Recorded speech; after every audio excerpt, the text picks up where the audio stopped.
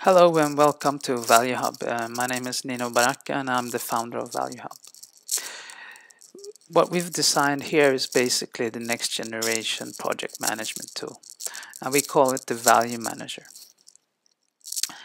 Basically, if you see up here in the tabs, you can see that we've created these tabs in a PDCA cycle.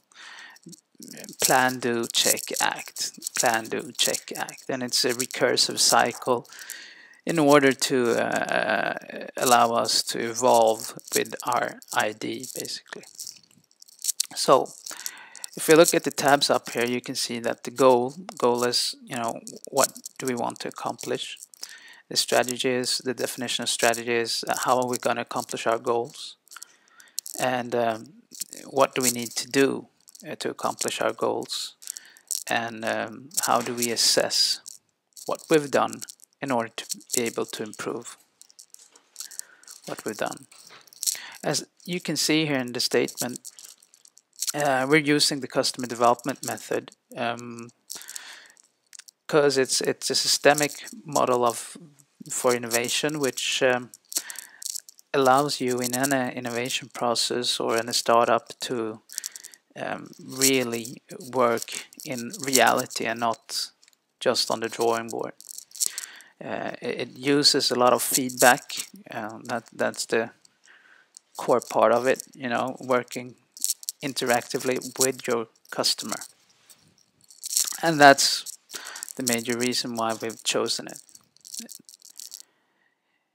Now, the strategy in this tool, basically, in the Value Manager, is to optimize your value management process and maximize your success possibilities.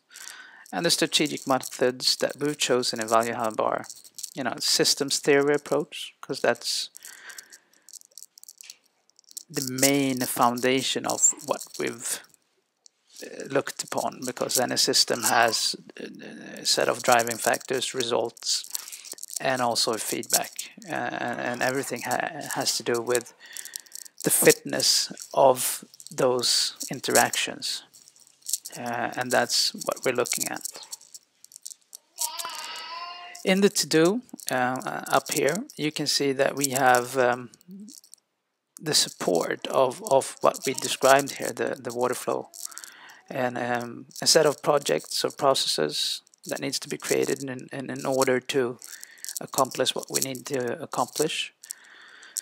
And you can find all those activities here under the to-do, and we'll look through that a little bit. In the assessment, we have an analytics engine that pretty much works like in Excel. And we also have an ETL. So if you have data sources, you can actually couple that to get all your data into that Excel engine, and create the analytics that you want yourself, or just upload an Excel template with a sheet of analytics data. We also have what we call an EVM, which is a feature that estimates the tasks, time, and progress. It's called the earned value management, and every project should be evaluated to that. It basically lets you use it as a decision support in order to find out the best way of planning your projects. It also allows you to learn and create project templates and become better and better on what you do, basically. And the improvement, you could say that all your projects ends up as being one of three categories. It's either validated learning, it's a learning towards a revenue. And validated learning, the difference with validated learnings is that it's not customer satisfaction. Customer satisfaction is what the customer tells you. If he's satisfied with it, and he tells you he's satisfied with it. Validated learnings is what is the customer doing. It's all about the customer actually using what you're producing. Now, one does not disqualify the other. You need both, because customer satisfaction is what gives you loyalty and word of mouth. So you absolutely need both. But we'll get back to that later. We also have a category we call revenue, and the other one is waste. Now, in the improvement tab, we have what we call lessons learned. So when you, after a project, you create lessons learned, you need to put that project in one of those three categories here. And in the tag field, you need to also put down the project name and the name of the goal. So we have that trackability of basically it's a wiki. It's a wiki, and we would like the wiki to show us the common thread throughout the flow here. Now, this is how the goal view looks like. You can add a new goal, and this is a goal, and these are basically projects underneath those goals.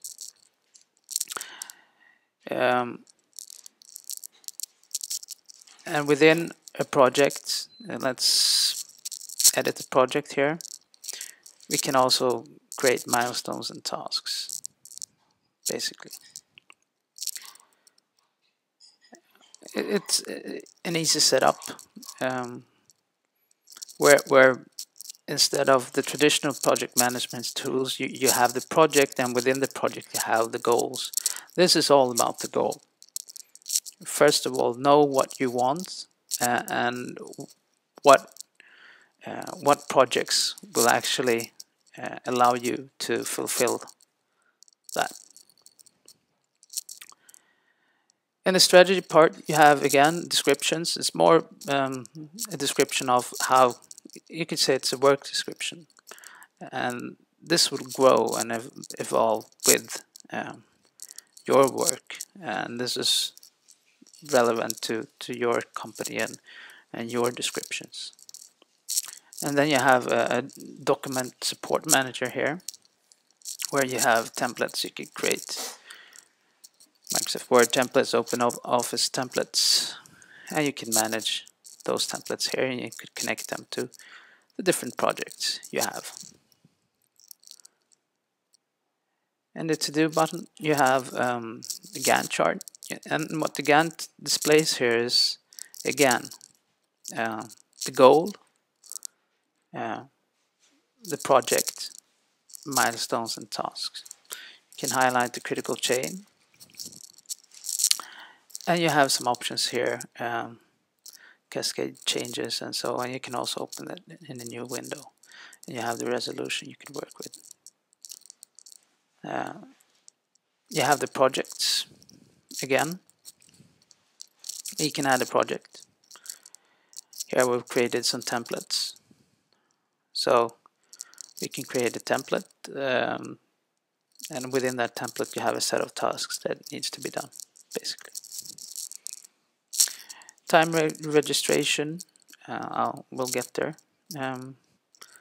Reports, each project, amount of hours, the internal cost, external, profit, expenses, income,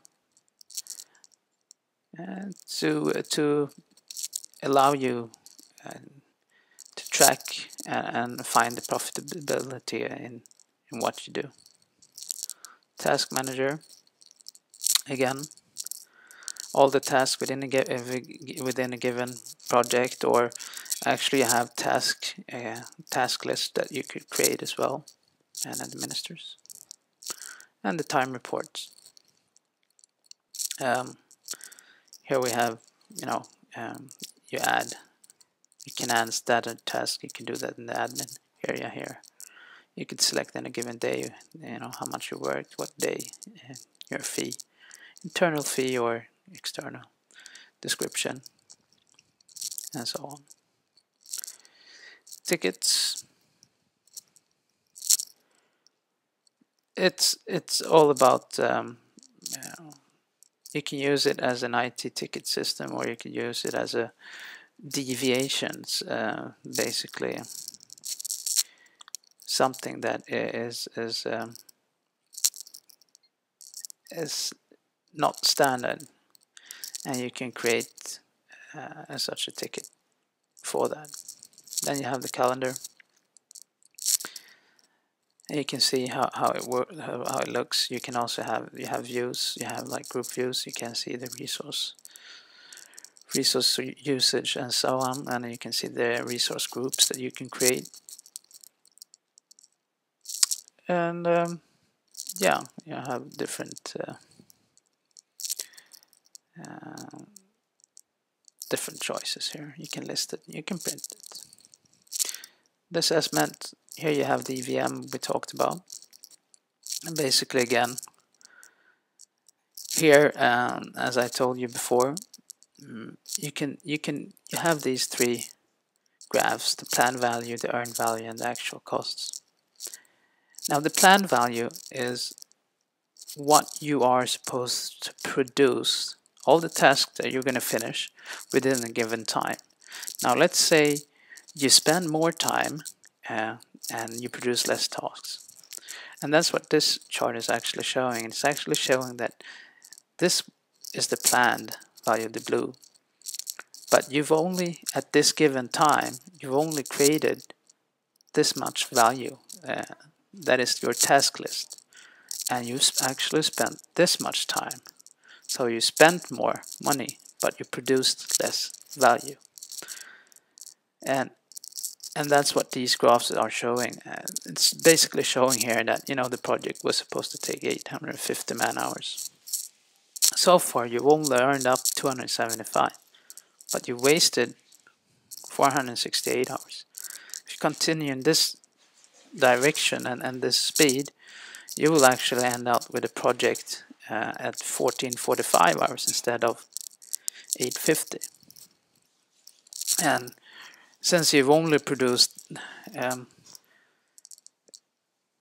earned value of 275 and used up 468 hours, your actual time at completion, additional time at completion, would be additional 977 hours, which is actually more than the original planned budget.